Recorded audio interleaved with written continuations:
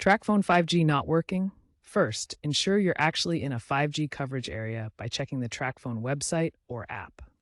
Then dive into your phone's settings. Navigate to Settings, Network and Internet, Mobile Network, Preferred Network Type. Select 5G or NRS, LTE's UMTS. If it's already selected, try switching to LTE and then back to 5G.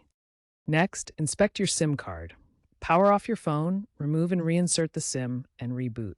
A faulty or improperly seated SIM can prevent 5G access. If the SIM looks damaged, contact Tracfone for a replacement. If network mode and SIM are fine, check your APN settings. Incorrect APN settings are a common cause of 5G problems. Go to Settings, Network and Internet, Mobile Network, Advanced, Access Point Names. Create a new APN or edit the existing Tracfone APN with the following details depending on your underlying carrier. For AT-based plans, use APN TF Data, MMSC AP MMSC, Mobile AT-Net, MCC MNC 310-410.